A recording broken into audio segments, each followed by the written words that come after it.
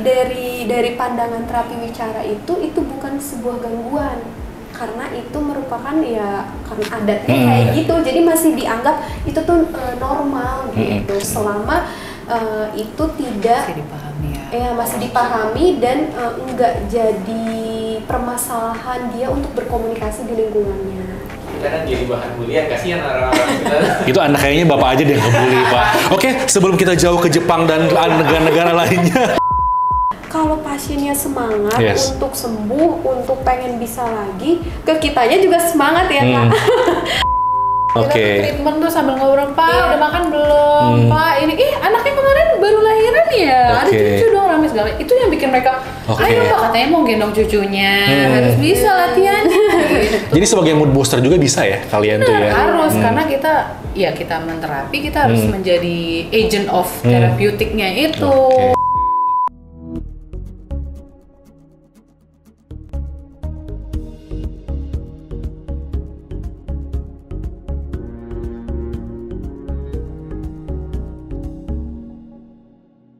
Selamat sore Mbak B dan saya manggilnya Mbak B ya? Boleh. Mbak B sama Teh Reni. Sore. Selamat datang di Lira Podcast. Program, seperti yang kalian tahu bahwa program ini sebenarnya program nanya-nanya.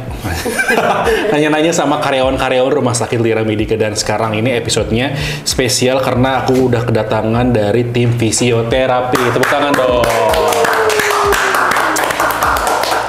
Dikenalin dulu satu-satu. Siapa tahu sahabat Lira belum kenalan sama Mbak B atau Teh Reni dan sebagai apa di Lira Medica.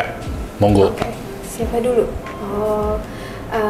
Halo sahabat Lira, saya Reni Marliana, staf terapis wicara di Rumah Sakit Lira Medica. Saya bergabung dengan Lira Medica kurang lebih sudah mau berjalan 3 tahun. Sebagai terapi wicara ya, berarti ya? Sebagai terapi wicara. Oke. Mbak B. Hai, aku Berna, biasa dipanggil Babe, Tante B. Semuanya bisa ya. Iya. Babe gitu, gak ada ya. Babe, atau Babe. Oke. Aku sebagai terapis okupasi di unit rehabilitasi medik, tapi kita disatuin dalam unit fisioterapi gitu. Nah, sebagai terapis okupasi udah sekitar 5 tahun. 5 tahun di Lira Medica gitu ya. Nah, kali ini kita akan spesial banget ngebahas mengenai terapi okupasi dan juga terapi wicara ya. Karena kemarin tuh sempat sama Mbak Sekar itu mengenai terapi tumbuh kembang anak lah ya, atau apa katakanlah kalau di sana. Iya betul, tumbuh kembang anak. Nah, sekarang giliran dari Mbak B sama Teh Reni ini untuk mengulik ataupun nanti aku akan mengulik sebenarnya di balik dari terapi wicara ataupun dari terapi okupasi ini pasien apa aja yang sebenarnya perlu penanganan seperti itu gitu ya.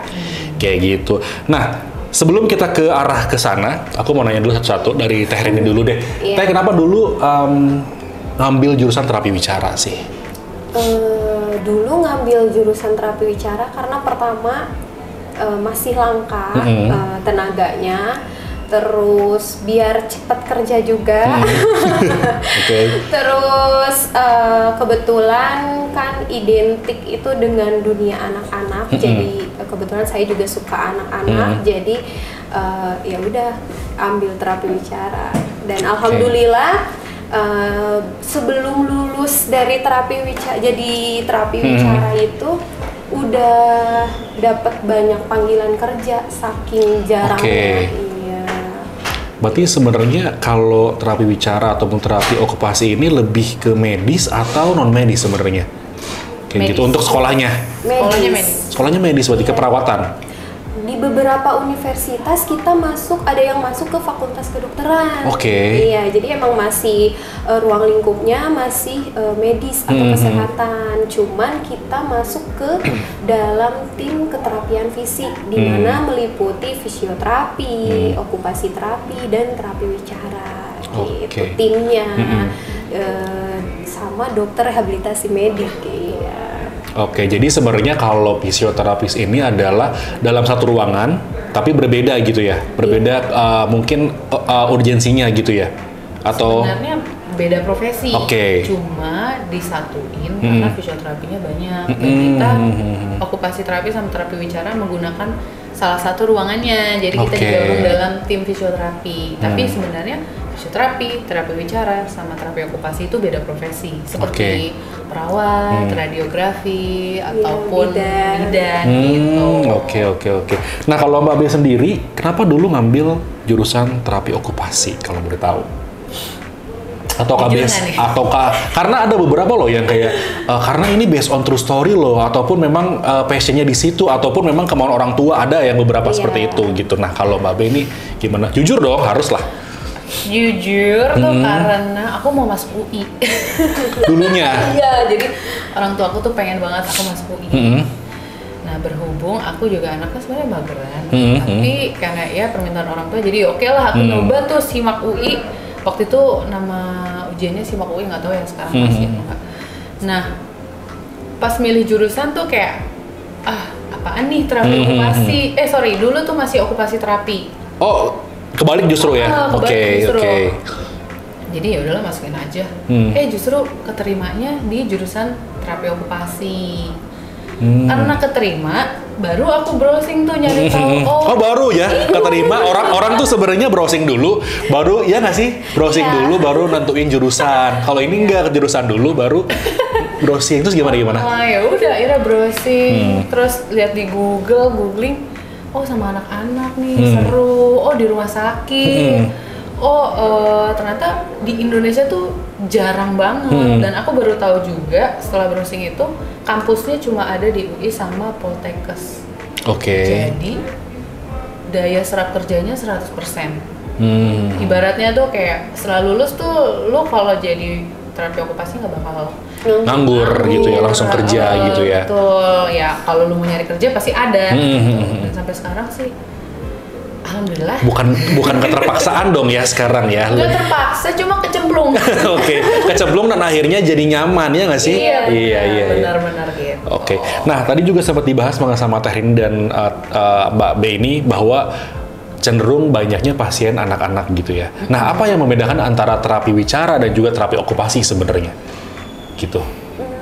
Yang ngebedain itu mungkin dari secara tindakannya mungkin ya. Gitu. Dari tindakannya, kalau dari segi terapi wicara itu kita punya 5 bidang garap namanya. Ada meliputi bahasa, bicara, irama kelancaran yang terdiri dari pasien-pasien gagap sama pasien-pasien stuttering atau yang ngomongnya kecepatan. Terus gangguan suara, dan terakhir itu gangguan menelan atau feeding problem. Kalau di dewasa itu biasanya terapi wicara nanganin pasien-pasien post-stroke yang punya permasalahan di makan dan minumnya. Yang misalkan pasien-pasien yang masih pakai MGT. Kalau misalkan di anak-anak itu atau di bayi itu biasanya pasien-pasien yang di NICU. Biasanya kan masih ada yang belum keluar tuh refleks-refleks hisapnya. Terus atau kalau anak-anak kebanyakan itu yang masih belum bisa naik tekstur, atau biasanya kebanyakan juga ada di beberapa anak cerebral palsy yang emang kayak ngunyahnya dan lain sebagainya, dia itu ada kendala gitu. Kalau dari segi okupasi sendiri mungkin ada bidang garapnya sendiri gitu. Dan adalah apa tuh? Kalau okupasi terapi sebenarnya lebih kemana gitu ya? Domainnya itu, areanya itu dia ke ADL atau aktivitas kegiatan sehari-hari, terus produktivitas, terus habis itu leisure, hobi atau waktu luang, sama spiritualitas. Yang contohnya adalah kalau misalnya terapi wicara udah jelas nih, ada yang kayak tadi gagap ataupun ngomongnya kecepatan. Saya perlu diterapi nggak sih ngomongnya kecepatan kayak gini atau enggak? Gimana Ibu?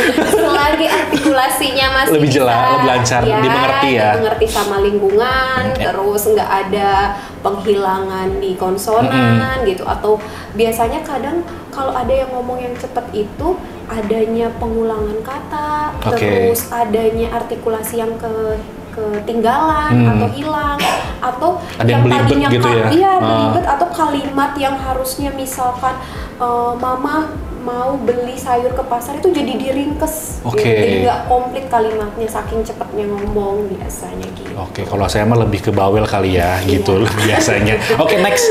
Okupasi lebih kemana? Itu tadi aktivitas kegiatan sehari-hari. Contohnya adalah? Mandi. Mandi? Ya. Jadi aktivitas mandi. Misal nih, pasien stroke, dia kan mengalami kelemahan sisi sebelah kanan. Oke. Otomatis untuk aktivitas mandi, aktivitas tidur, aktivitas berkendara, aktivitas bekerja, dan aktivitas dia sehari-hari itu pasti terganggu. Oke, terhambat ada ya. kelemahan, Oke. entah mungkin ada spastik atau kaku. Nah, di situ tugasnya terapi okupasi untuk mengembalikan dia agar tetap menjadi perannya sebagai ayah, atau sebagai pekerja, atau mungkin sebagai anak, atau mungkin sebagai siswa gitu. Makanya kenapa domainnya itu AKS, aktivitas kegiatan sehari-hari itu, supaya mereka tetap ibaratnya tuh tetap hidup sebagaimana tetap dia optimal, mestinya. ya. Jadi tidak terbatas oleh disabilitasnya maupun hambatan-hambatan lain yang dia temui dalam kondisi sakitnya gitu. Berarti kalau misalnya kalian nih secara pasiennya tuh secara range usia ya, itu dari anak kecil sampai dewasa ya? Dari baru lahir malah. Oh gitu? Oke. Iya, dari baru lahir sampai usia lansia juga kita menangani. Oke. Jadi nggak hanya bayi aja atau anak-anak aja, tapi dewasa juga pernah gitu ya untuk berperan gitu ya. Oke. Nah, tadi aku menarik banget nih sama Mbak Be ya mengenai peran dari terapi okupasi ketika ada seseorang yang katakanlah stroke gitu. Nah, perannya itu seperti apa biasanya? Treatmentnya lah. Oh, maksudnya untuk mengembalikan kehidupan dia sebelum stroke ya.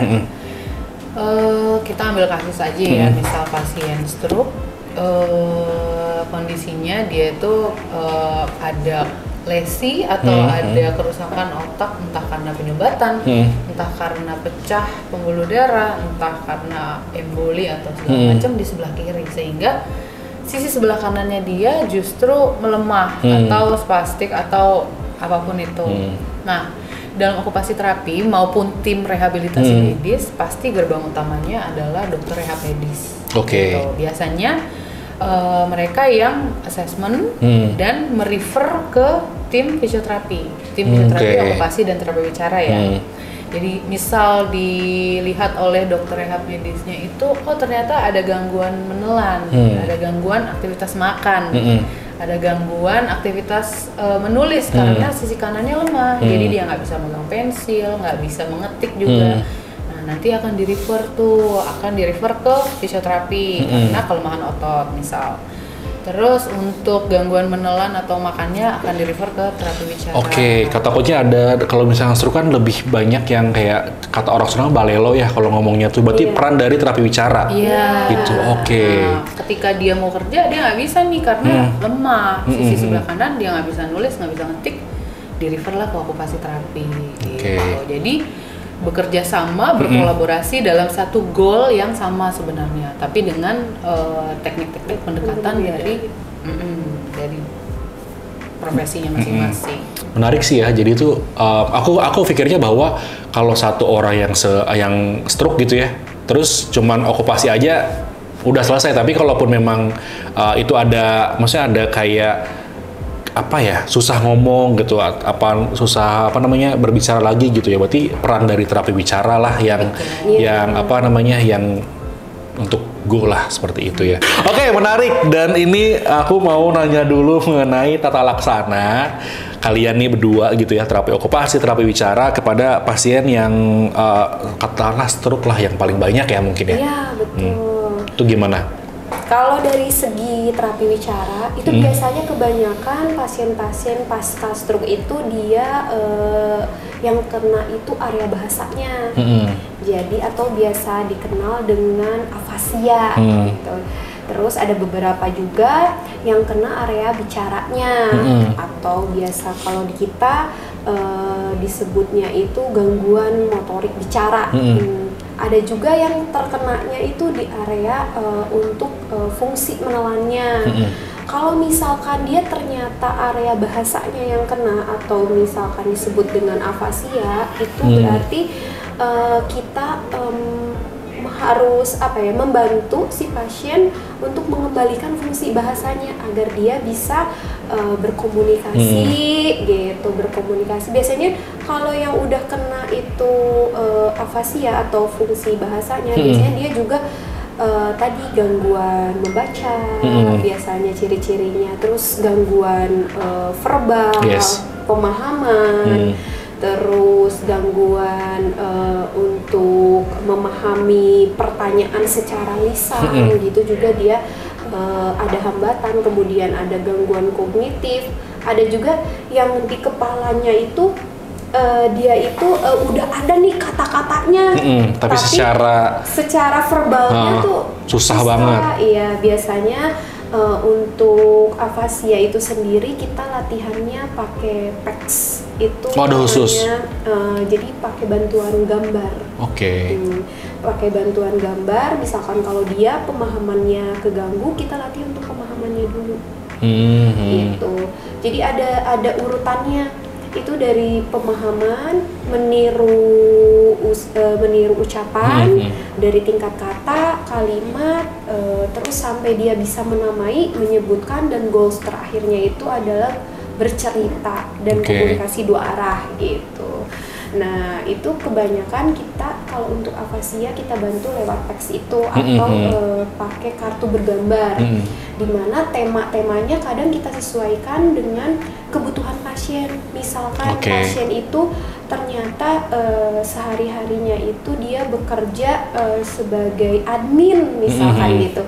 Nah, biasanya kita ngulik-ngulik nih ke keluarganya, kerjaannya sebagai admin tuh kayak gimana aja. Terus kita kenalin dari mulai, berarti biasanya kalau admin ada komputer, ada atau laptop, ada apa yang berhubungan dari benda-benda sama aktivitas yang berhubungan dengan kerjaannya.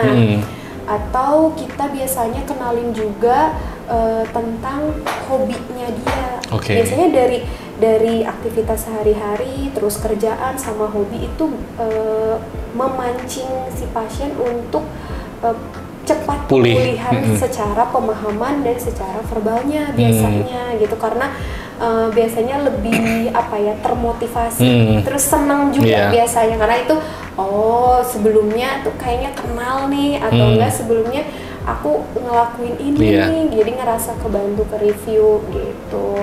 Kalau untuk disfagia itu sendiri atau gangguan menelan, biasanya kalau di terapi wicara itu tata laksananya kita ada istilahnya stimulasi sama exercise. Jadi kita stimulasi organ-organ yang berfungsi untuk menelan. Misalkan kita biasanya seringnya massage, terus stimulasi untuk memunculkan refleks batuk sama refleks menelannya. Biasanya kalau yang gangguan menelan itu refleks batuknya suka nggak ada, sementara refleks batuk itu penting ketika dia tersedak. Betul. Kalau nggak ada refleks batuk, berarti kan udah langsung aspirasi, nggak ketahuan, itu bisa meninggalkan. Makanya kita harus stimulasi buat refleks batuknya biasanya. Terus kita juga kadang stimulasi bisa dengan getaran suhu, itu biasanya kita brushing atau oral motor. Terus kita pakai vibrator, terus kita latihan untuk pergerakan organ-organ untuk menelannya. Kalau pasiennya belum bisa secara mandiri, biasanya kita bantu untuk pergerakannya atau biasa disebut dengan latihan pasif gitu.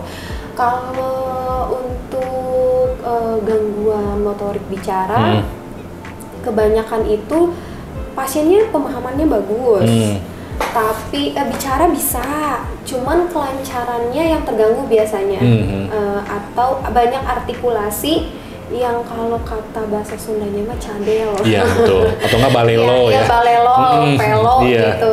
Nah biasanya fungsi yang keganggu itu dimulai dari fungsi respirasinya. Biasanya pernafasannya pendek-pendek. Kalau pasien-pasien yang mengalami gangguan bicara post-stroke, itu biasanya pernafasannya pendek, fonasinya biasanya keganggu. terus irama kelancaran, intonasi biasanya juga keganggu, dan terakhir itu artikulasinya. Oke. Gitu. Biasanya kita perbaiki kalau respirasinya jelek, kita latihan respirasi. Gitu. Berarti dilihat dulu dong dari gejalanya apa yang memang apa tuh namanya yang kurangnya ataupun apa gitu ya. Betul. Kebanyakan tuh di respirasi sama di artikulasi yang keganggu.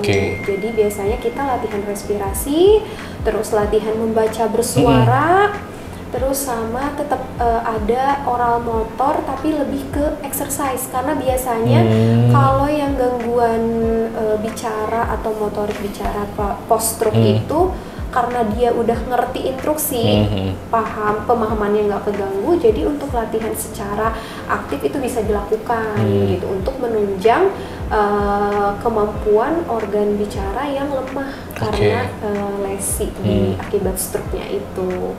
Terus latihan produksi di tingkat kata sampai di tingkat kalimat. Gitu. Oke. Aku mau nanya. Iya. Mbak Reni kan terapi Bicara. ya. Pernah ada nggak apa pasien yang cadel terus jadi bisa ngomong R lagi? Bisa? Ada. Kalau pasien sih sejauh ini apa ya, kalau untuk R belum karena kebanyakan itu kan kalau R itu kalau di anak-anak sampai usia 8 tahun itu masih dianggap wajar 7 sampai 8 tahun karena masih perkembangannya artikulasi itu. Jadi sementara pasien-pasien karena di sini masih di bawah usia itu, jadi kita masih anggap wajar. Tapi temen aku sendiri dia tali lidahnya pendek. Biasanya kalau yang tali lidahnya pendek itu R-nya susah, tapi karena pergerakan untuk lidahnya sangat optimal, jadi dia R-nya nggak keganggu. Itu aku sering lihat di TikTok ada yang melatih supaya bisa ngomong R itu dengan cara di tapi pakai si ininya tuh pakai pulpen atau apa gitu di tuh langsung bisa ngomong R. Itu benar nggak? Kalau di terapi bicara nggak ada sih metode itu, jadi lebih ke kita mainannya itu POA atau point of artikulasi. Jadi kayak misalkan artikulasi R itu cara produksinya gimana, dari posisi lidahnya, dari posisi rahangnya gitu, pembukaannya kayak gimana, titik artikulasinya itu kayak gimana, itu yang dilatih gitu biasanya. Mungkin ada kan sekarang udah mulai banyak alat-alat ya. Mungkin salah satunya dengan alat itu bisa menstimulus atau menstimulasi si produksi R itu gitu. Terus gimana ceritanya nih, orang Indonesia sama orang Jepang tuh bisa kebalikan gitu cadelnya. Orang Indonesia nggak bisa ngomong R tuh jadi L kan, tapi orang Jepang tuh ngomong L jadi R. Sultan saya Sultan. Nah itu gimana kok bisa gitu? Mungkin lebih ke habit kali ya. Ya kultur. Jadi kultur. gini, kayak orang Sunda. Maksudnya di ini ya apa ya? Mungkin lidahnya, bentuk lidah beda atau apanya gitu. Kalau misalkan itu karena mungkin bahasanya atau karena kulturnya, karena daerahnya, iya. Terus kayak misalkan kayak orang Sunda aja bilang F itu jadi P kan, makanya tuh P sama V mereka tuh belibet, kita belibet ya. Z jadi J. Nah itu dari pandangan terapi wicara itu bukan sebuah gangguan. Karena itu merupakan ya karena adatnya kayak gitu, jadi masih dianggap itu tuh normal gitu. Kayak orang Bali tuh T-nya kan gitu ya. Nah itu karena kultur maka bukan termasuk ke dalam gangguan gitu, selama itu tidak masih dipahami dan enggak jadi permasalahan dia untuk berkomunikasi di lingkungannya. Kadang jadi bahan bulian, kasihan orang-orang kita. Itu anak kayaknya bapak aja deh yang ngebully Pak. Oke, sebelum kita jauh ke Jepang dan negara-negara lainnya, ini cukup jelas ya mengenai tata laksana dari terapi bicara ini gitu ya. Nah kita move ke Mbak B. Tata laksana dari terapi okupasi untuk pasien stroke, Mbak, apa biasanya? Banyak sih, cuma mungkin aku jelasin yang paling umum aja ya, yang paling sering dipakai di rumah sakit Lira dan intervensinya kayak gimana tuh biasanya kita pakai modalitas alat bermain kayak pegboard itu untuk kondisi kemampuan motorik halus atau gerakan koordinasi tangan yang masih lemah. Ada juga kita pakai cermin. Untuk Cermin, jadi namanya tuh mirror therapy. Jadi cerminnya itu misal gue nih sebelah kiri gue lemah, sebelah kanan gue nggak apa-apa dong, sehat. Jadi cermin ada di tengah badan gue. Nah, yang tangan yang lemah ada di belakang cermin. Jadi kita melihat sisi pantulan tangan yang sehat. Oke. Jadi nanti gerakan gitu turunin. Jadi si cerminnya itu memanipulasi persepsi kita bahwa oh tangan kiri gue ngangkat nih. Iya, gitu. bisa nih gitu kasarnya ya. Cuma tetap harus didampingin, tetap dikasih apa sih aba-aba gitu. Nulis juga gitu, nulis dilihat pakai tangan kanan. Oh tangan kiri coba Pak, dua-duanya digerakin, diangkat, bikin gerakan melingkar. Gitu. Meskipun tangan kirinya mungkin baru bisa ngangkat setengah atau mungkin sama sekali nggak ngangkat gitu. Selain cermin juga kita kolaborasi sih sama fisioterapi. Jadi treatmentnya itu menggunakan electrical stimulation atau ES. Kan mereka memang yang yang make alatnya tuh mereka yang paham, yang lebih expert itu fisioterapi. Sementara kalau dalam jurnal penelitian itu treatment okupasi terapi bagus jika dibarengi oleh ES. Jadi tuh ketika dipasang collab lah ya. Betul, kolaborasi ketika dipasang alat electrical stimulation dikasih gerakan-gerakan yang mirip dengan aktivitas sehari-hari dia. Misal karena lemah nih, gerakannya ngambil gelas gitu, atau menuang, atau menyendok, atau ngarahin ke mulut, atau ngambil sabun segala macam gitu. Jadi mengimitasi gerakan sehari-hari dengan harapan nanti ketika sudah keluar atau sudah lepas dari treatment terapi ya udah lulus tuh udah bisa nih ngambil gelas, jadi nggak harus dibantu oleh orang ataupun harus bergantung sama orang lain gitu. Selain stroke ada lagi nggak sih yang kalian tangani selain penyakit stroke ya? Biasanya apa tuh? Atau memang cenderungnya memang stroke aja gitu? Banyak. Pos kecelakaan. Oh bisa pos kecelakaan. Yang sampai yang kena benturan misalkan kepalanya, terus area dia ada pendarahan atau lesi di kepalanya sehingga dia hemiparese kanan atau kiri, terus area bahasa di otaknya keganggu, itu bisa. Terus apalagi KB? Banyak sih. Berarti secara universal banyak ya, nggak cuma stroke aja sebenarnya, ataupun yang menanganin anak kecil aja ternyata pasca stroke juga tadi sempat dibahas itu bisa ya. Nah itu berapa lama untuk programnya sendiri sampai pasien ini benar-benar pulih lah gitu? Kalau berapa lama pasti tergantung dari pasiennya. Kondisi pasien di awal ya. Kan sebelum terapi ini kita asesmen nih, baik dari dokter, dari tim rehabilitasi medis kayak fisio, TTW. Kita tanya dari keluarga keluhannya, riwayat segala macem lah. Terus kita periksa juga nih dari kemampuan kita, maksudnya dari keprofesian kita, dari tes segala macem. Sampai akhirnya nanti kita lihat, prognosa atau melihat dari kondisi fisik pasien atau klien itu ternyata dilihat tuh dia bakal bisa sampai misal apa gitu. Nah baru kita jelasin ke orang tua ataupun ke pasiennya, Pak, Bu, Bapak masih bisa nih untuk misal kayak menulis lagi atau bisa nih kerja lagi. Cuma mungkin harus terapi dalam sekitar 2 bulan. Nanti evaluasi lagi dengan dokter, evaluasi terus sampai goalnya itu tercapai. Jadi balik lagi dari kondisi pasien, dari keterlibatan orang tua ataupun keluarga yang mensupport, dari kemampuan pasien lain yang kita gali, ternyata dia bisa nih gitu. Jadi balik lagi, pertama adalah seberapa lama si pasien ini bakal pulih adalah kembali lagi ke gejala di awal gitu ya.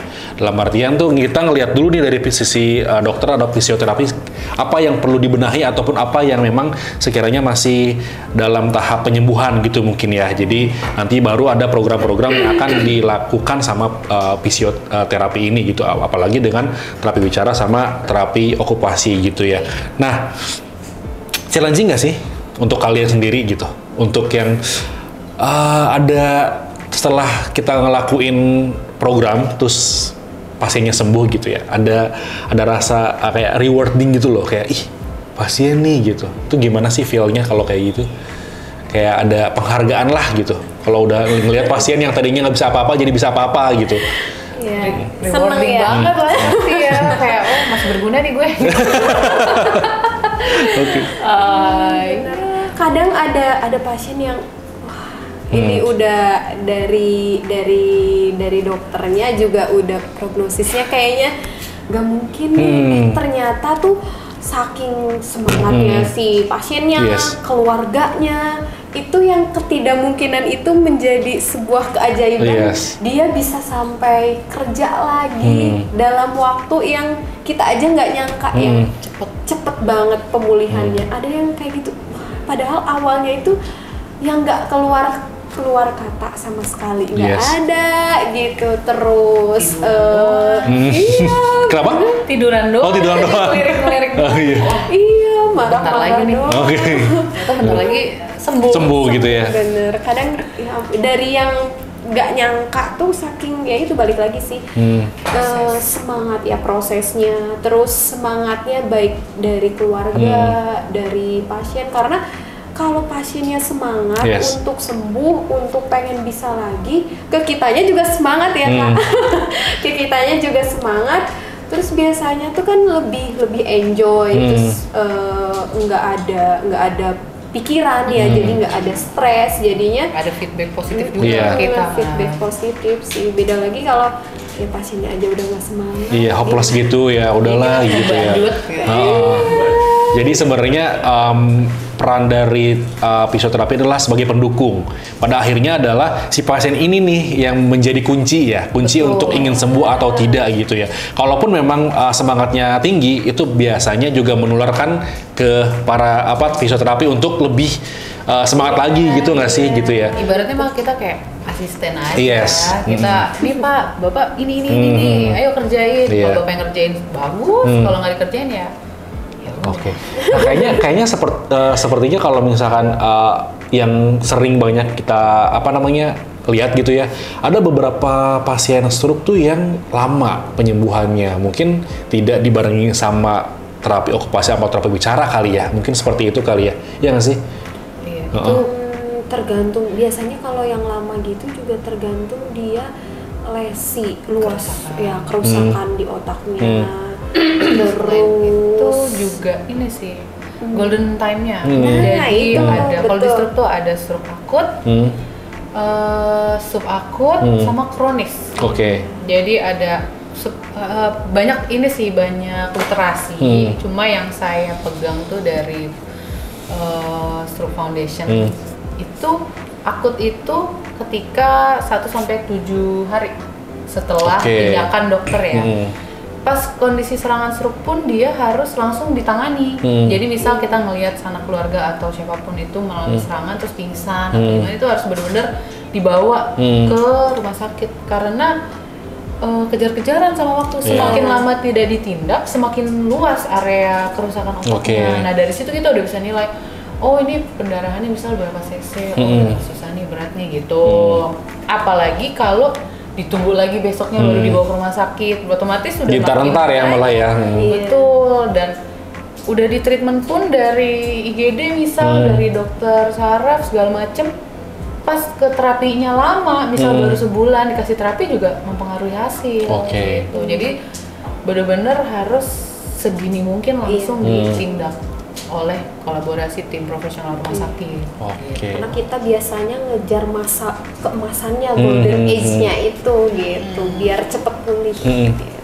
Oke, pada kesimpulannya adalah terapi wicara dan terapi okupasi ini tidak hanya menangani pasien anak saja. pasca stroke juga bisa gitu ya. Ini mungkin bisa jadi edukasi sahabat Lira yang memang punya tetangga ataupun punya yang namanya keluarga yang stroke gitu ya. Nggak ada salahnya untuk dibawa dulu ke Lira ya, untuk mencoba yang namanya layanan fisioterapi, yaitu terapi bicara dan juga terapi okupasi gitu ya. Tadi juga sempat dibahas mengenai beberapa program ataupun stimulasi apa yang nantinya akan dilakukan gitu ya sama fisioterapi di Rumah Sakit Lira Medica ini. Oke, next Sultan ada apa lagi? Udah lah ya, bro. Oke, setengah jam lebih. Nggak berasa ya. Oke, Mbak Be mungkin penutup ya.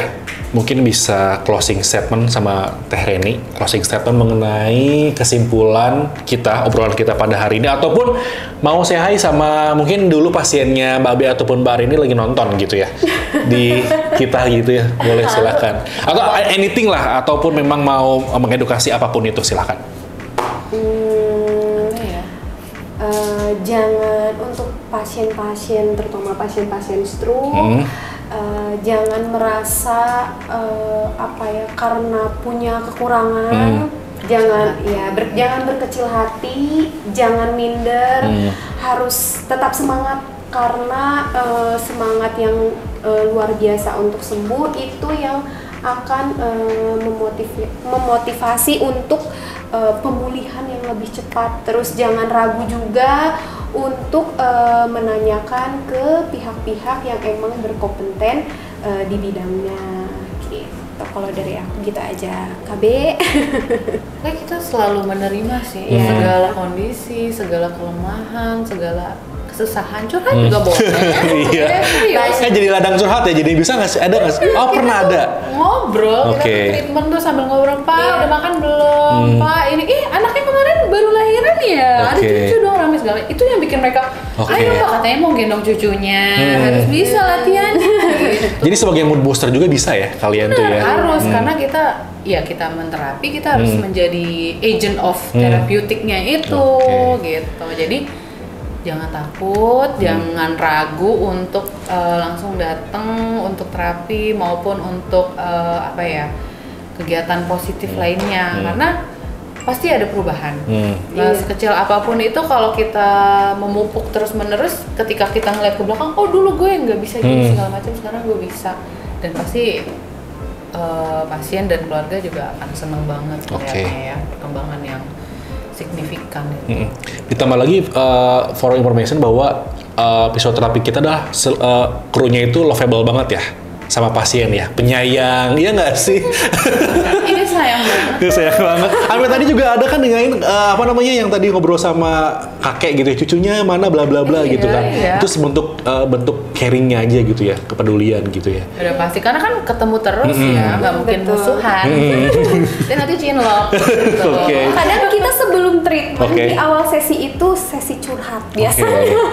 Curhat pasien, biasanya pasien sering banyak ngeluh atau berkeluh kesah, butuh motivasi biasanya dari kita para terapisnya gitu. Tapi aku kalau misalnya ke fisioterapi itu vibes-nya beda gitu, lebih happy ya gitu. Iya kan?